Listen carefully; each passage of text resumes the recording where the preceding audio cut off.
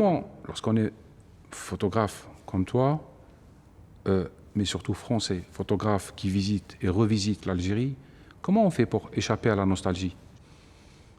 Peut-être que j'avais la chance sur ces photos d'Algérie de 1961, c'était que je n'étais pas amoureux de mes photos.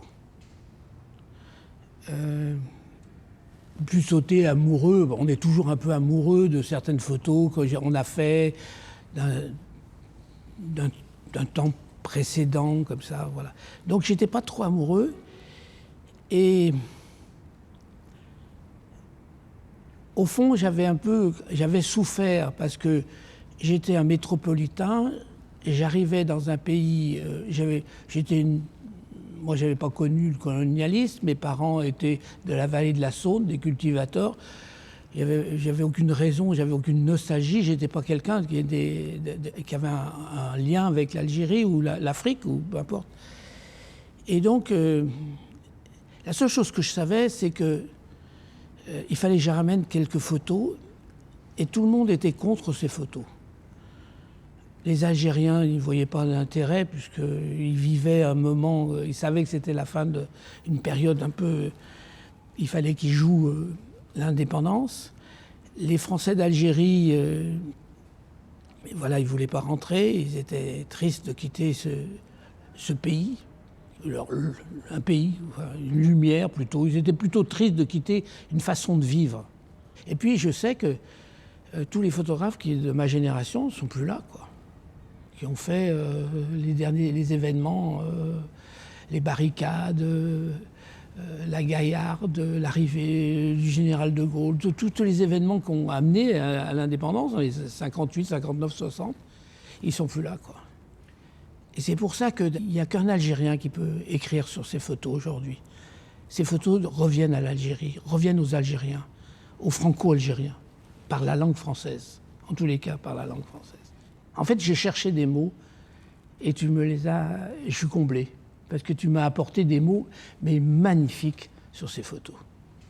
Comme je dis habituellement, je sais réagir à l'adversité, mais pas aux compliments. Donc, alors, mais moi, ce que je voudrais aussi évoquer, je pense que tu es très conscient du fait que pour les Algériens, la France, c'est la question non résolue de l'altérité, de l'autre. Pour nous, les Algériens, tout Français est pied noir, et tout étranger est français, même s'il est norvégien, même s'il est japonais. Il est français. Nous avons ce rapport qui n'est pas encore résolu avec l'autre. Et je me rappelle, durant notre visite dans les quartiers oranais, où j'ai entendu cette phrase où les gens vous posaient la question, toi et Claudine, est-ce que vous êtes des pieds noirs? Et ça m'avait fasciné. Oui, effectivement, souvent...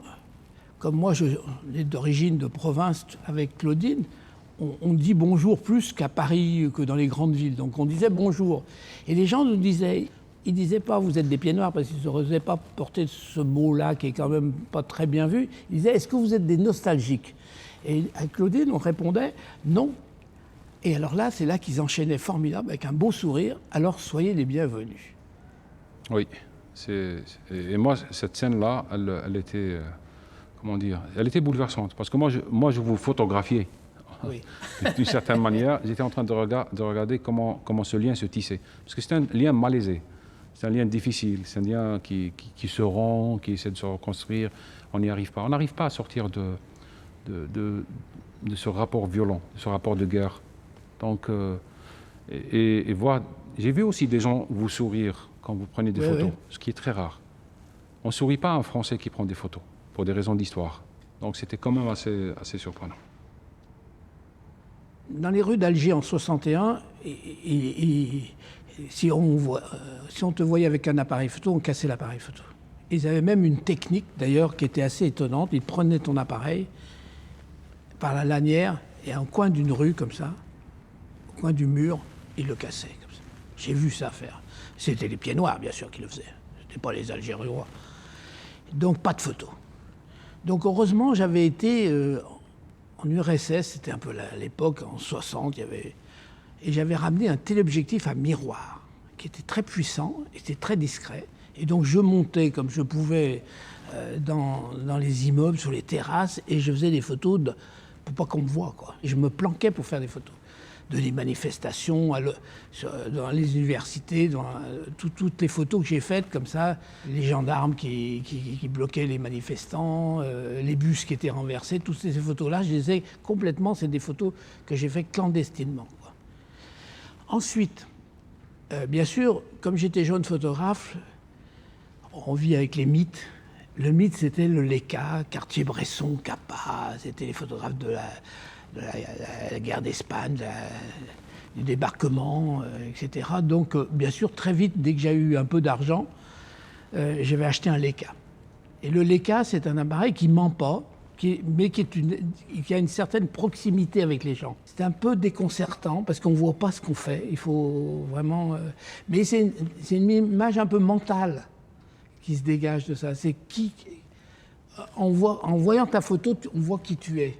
Parce que tu ne construis pas trop l'image, tu la fabriques pas trop. Elle n'est pas manichéenne, il n'y a pas de bon, de méchant. Elle est comme ça. Je suis là et je suis témoin. Il y a une chose qui est importante aussi, peut-être qui vient au milieu un peu du livre et de l'exposition, c'est ces photos que j'ai faites pendant les négociations d'Évian. Comme j'étais jeune photographe, on m'a dit, toi, tu n'as pas fait ton service militaire, et ben, tu vas aller faire le côté FLN. Donc, je me suis retrouvé en Suisse. Il y avait donc en face de Genève un endroit qui s'appelait Bois d'Avaux. Il y avait une villa où on avait logé la délégation, et les Suisses, tous les matins, avec des hélicoptères, amenaient la délégation algérienne à Évian. Et au bout d'un certain temps, ils ne faisaient plus attention à moi. Et j'ai fait, je crois, des photos qui sont peu connues, qui ont été très, très peu diffusées, et que j'étais très content de te montrer. Tu as connu quelque chose qui, pour moi, participe de l'ordre du mythe, les accords d'Évian. Il faut aussi savoir que ce sont des photos iconiques, comme on dit maintenant. Ces moments-là, ces moments où on voit les signataires de l'acte de naissance de l'Algérie. Là, tu as vécu un moment qui à la fois, c'est un mythe, mais en même temps, c'est un mythe qui vaut plus que ma vie, en même temps qui m'écrase, qui me culpabilise, etc. C'est très difficile de regarder ces photos avec son propre regard, parce que l'école, la télévision, les journaux, les médias, le discours politique nous ont éduqués à regarder ces photos d'une certaine manière. Et au début, je me suis dit, il faut que je freine, il faut que je reste moi-même, il faut que j'ai l'insolence d'écrire sur ces photos ce que moi je ressens véritablement. Les gens qui étaient signataires de l'acte de naissance de l'Algérie ont eu des destins exceptionnels, tués, disgraciés, exilés. C'est quand même, c'est un moment à la fois qui incarne la gloire et son contraire, et qui incarne justement la fin du rêve, la fin de l'épopée. Tous ces gens-là ont été tués d'une manière ou d'une autre, politiquement, physiquement ou pas. Il y a un aspect, en tant qu'Algérien, qui me frappe maintenant, c'est cette beauté comparée aux laideurs de maintenant. Je suis peut-être sévère avec mon pays, mais être Algérien, c'est être sévère avec l'Algérie. Il y avait cette sorte de beauté qui était due à la photo, au noir et blanc. Oui, mais ils avaient tous des costumes, et c'était magnifique. Oui, mais on allait toujours bien habillés, soit pour mourir, soit pour négocier, soit pour séduire. Donc on était toujours bien habillés pour faire ces choses-là. C'est ce qu'on a un peu perdu maintenant en Algérie. On a beaucoup perdu le sens du beau. C'est un peu... Peut-être que je suis sévère. Il faudrait peut-être le regard de Raymond pour pouvoir voir ce qui est beau. Peut-être, mais c'est vrai qu'il y avait cette élégance-là qui me frappait. C'est la génération précédente. Mais c'est dû aussi à l'enfermement en Algérie actuellement. C'est un pays qui est enfermé. C'est un pays où les jeunes ne voyagent pas vers l'extérieur et qui est interdit aux étrangers. Bien sûr. Donc on est dans une sorte d'entre-soi où tout le monde se promène en pantoufles et en pyjama. Moi, je suis frappé quand je rencontre des jeunes en Algérie maintenant, 17, 20 ans, qui sont dans un rapport de haine vis-à-vis de la France, de la francophonie, de la langue française, extraordinaire.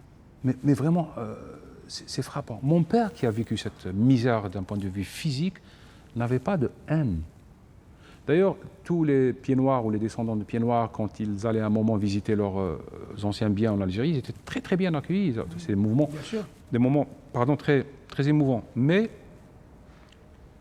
la jeune génération, on a cru à tort que plus le temps passe, plus la mémoire s'efface. C'est faux.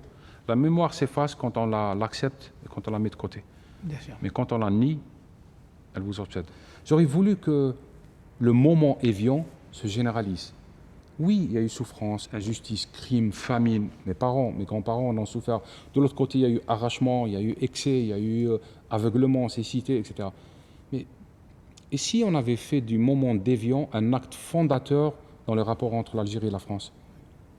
D'accord. Un jour, j'avais écrit un texte, il y a des années, c'était un des premiers textes qui avait le plus circulé en France, pour des raisons évidentes. J'avais dit, ici on avait eu Mandela au lieu d'avoir Ben Bella. Peut-être que l'histoire aurait été autre, c'est-à-dire on aurait peut-être construit autre chose entre l'Algérie et la France.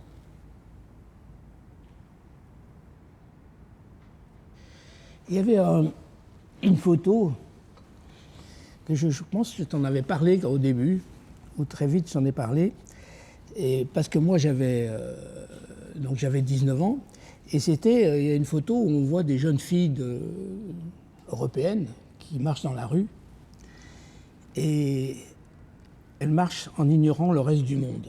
C'est magnifique ce que tu écris là-dessus. Ce que je voulais voir, ce que j'avais envie de voir dans tes photos, c'est le jeu, pas uniquement des lumières, mais le jeu des corps. Pourquoi? D'abord, il faut être un enfant de l'histoire algérienne pour comprendre que le corps est placé vraiment au bas de la hiérarchie. C'est-à-dire, le corps le plus important, c'est celui du mort. Après vient le monument. Après vient le héros. Et le nouveau-né, c'est vraiment vers le bas de l'échelle. J'avais envie de voir ce qu'il y avait de méditerranéen d'abord dans tes photos, au lieu d'y voir seulement de l'histoire. Et cette envie de voir les postures du corps, l'angle, la façon de s'asseoir, la façon de tourner un visage, c'était plus important pour moi que d'interpréter le moment historique. L'histoire au fond, c'est quoi? L'histoire, c'est la superproduction des morts. C'est le film des morts. Par contre, la photo, le vers, le verset, la littérature, c'est le maintenant, c'est le perpétuel maintenant qui est interrogé. Et encore plus, toute ma vie, j'ai voulu d'abord donner la primauté au corps sur l'idée, sur le récit, sur l'interprétation. Parce que le corps, il est là, c'est ce que je possède, c'est notre seule fortune. Bien sûr. Hein. Et tout le reste. Et je suis né dans un pays de monuments. Vous savez, les monuments en ciment, les monuments en chair et en os, les monuments politiques, et tout est monumentalisé. Tout mon regard a été éduqué sur des photos de guerre algérienne où on voyait des Arabes algériens pauvres, dominés, soumis, écrasés, tués, et de l'autre côté des Français colonisateurs, gros, gras et bien portants. Et une sorte de matrice qui deviendra par la suite très politique avec le socialisme, etc., présente toujours ce manichéisme dans la photo. Il y a les écrasés et les écrasants. Bien sûr. Mais entre les deux, il y avait d'autres nuances. Le corps avait d'autres nuances. Il y avait des rires. Et ça, c'était fascinant. Ce que je voulais voir et ce que j'ai vu dans tes photos, c'était d'abord ce jeu des corps.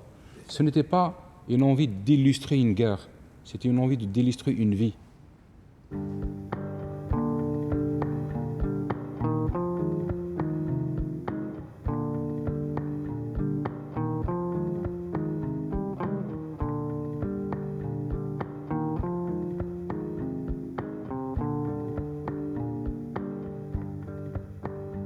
Toute la tragédie des femmes dans notre espace, c'est qu'elles portent sur leur dos toute l'histoire, de nos interdits, des tabous, etc. Nous, on peut se dégager de l'histoire, à la limite. Les hommes peuvent, parce qu'ils croient faire l'histoire. Mais les femmes, elles ont le corps de l'histoire, le voilement, le dévoilement. Tout cela, ça a été un enjeu. Le corps de la femme, moi,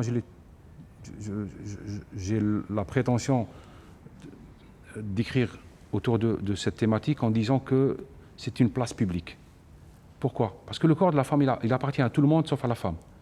Le corps, il appartient à son frère aîné, surtout en Algérie, au père, au mari, d'ailleurs même au fils.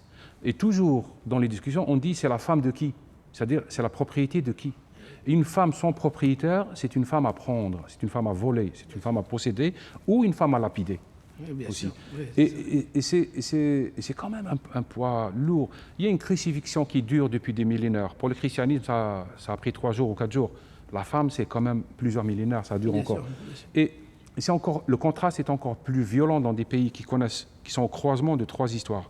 La Méditerranée, la beauté et la colonisation. Et qui est au milieu de ce croisement? C'est le corps de la femme. Avant de venir à Oran, on a été à Alger. Et alors j'aime beaucoup dans des textes sur Alger, parce que je sais que tu préfères Oran à Alger, bien sûr. Et il y a une phrase, une petite comète que tu as écrite. Alger, c'est l'endroit où le pays qui vient de si loin s'arrête, comme s'il ne savait pas nager. J'adore cette phrase. En parlant des escaliers, bien sûr, qui vont à la mer. Et j'adore. Et tu sais quoi ton rapport avec Alger? J'avais écrit un jour une nouvelle. Mon éditeur m'avait appelé pour me dire on fait un recueil sur Alger. J'ai dit moi je suis pas algérois. Il m'a dit non, mais tu fais une nouvelle quand même. Et j'avais écrit une nouvelle où un chauffeur de taxi qui fait le lien entre Oran et Alger. C'est un trajet de 4 heures. Et donc pendant 4 heures il explique à ses voyageurs qu'il faut surtout pas rester sur Alger. Juste vous arrivez, vous réglez vos affaires et vous repartez parce que c'est une ville labyrinthe, c'est une ville qui vend notre argent, c'est une ville qui nous domine, etc. J'ai trouvé fascinant ce rapport très douloureux où on a construit un pays pour qu'y vivent nos ancêtres, pas nos enfants. On a construit un pays pour qu'y vivent les morts, pas les vivants. On a construit un pays de père, pas de fils. Et c'est assez tendu parce que finalement, c'est quoi un pays? C'est l'endroit où on souhaiterait que nos enfants vivent. C'est pas un drapeau, un pays. C'est pas des frontières, c'est pas un hymne, c'est pas une histoire. C'est l'endroit où on voudrait que nos enfants vivent. Et donc, pour moi, cette question par rapport à Alger, c'est une question douloureuse. On a libéré l'Algérie, on a repris Alger, d'accord, et maintenant, qu'est-ce qu'on fait de cette victoire? Alors, il y a beaucoup de réponses. Certains vous disent, ah ben, on continue à faire la guerre à la France, mais elle n'est plus là. Là où elle se trouve, chez elle, dans nos imaginaires, dans nos récits, dans les propos d'un président, etc. C'est une guerre sans fin. C'est le désert des Tartares, mais vu du point de vue des Tartares, Dino Buzzati. Et d'autres disent non, écoutez, la guerre est finie, moi j'ai envie de vivre, donc je pars, donc je vais ailleurs. D'autres disent non, moi je vais vivre en France, mais en reconstruisant l'Algérie en France. Et donc il y a tout ça. Donc le rapport à Alger, pour moi, il y a ça. Il y a aussi mon histoire, je suis un villageois. Je me méfie des villes. Les villes sont des labyrinthes où on efface nos traces. Où des gens comme moi, je suis vraiment un Français du 19e siècle qui arrive à Paris pour vendre ses livres, avec mes illusions. Et donc la ville a été douloureuse aussi pour moi. Quand je suis venu du village vers Oran, je me rappelle très bien que j'ai mis quand même 3 ans pour prendre un taxi. Parce qu'au village, on m'a dit, Kamel, ne prends pas de taxi, parce que les chauffeurs de taxi sont des voleurs. Donc je prenais uniquement le bus. Et le reste du temps, je marchais à pied. Et puis la ville ne nous appartient pas. Elle est coloniale. Elle est toujours la propriété de l'autre. Ça explique beaucoup le rapport à l'urbanisme. On a l'impression que l'Algérie est devenue indépendante pour encercler les villes coloniales. Et que pour le moment, on les laisse se dégrader, on laisse faire le temps, après on va les occuper. Alger, c'est aussi l'endroit où on arrive à la mer sans toucher la mer. La baie d'Alger n'existe que pour ceux qui viennent, ceux qui arrivent. Mais une baie vue de dos, ce n'est pas une baie. Mais au-delà de tout ça, encore une fois, ce qui est beau dans tes photos oranaises, pour moi, c'est que ce sont des photos en noir et blanc, mais il y a énormément de couleurs. Et on les pressent, les couleurs, on les voit. Elles ne sont pas gommées par le monochrome ou par le gris. Non, ce sont des photos où les couleurs elles sont visibles, elles ne sont pas effacées. J'ai aimé ta façon de traquer, de rencontrer, de photographier le bonheur, ce qui est rare aussi. Très flatté, ça, de ta part. Non, mais c'est sincère. Nous savons définir la liberté et la libération. Mais dans nos pays, tout le drame, à mon sens, c'est qu'aucun parti politique, aucune tendance, aucune élite, aucun clergé n'a posé les définitions simples du bonheur. Les religieux le font, mais ils le promettent après la mort. Mais au-delà de la définition religieuse, il n'existe aucune définition séculaire, entre guillemets, du bonheur, et même pas d'illustration, et même pas d'image du bonheur. Et c'est en ceci que tu as été vraiment oranais.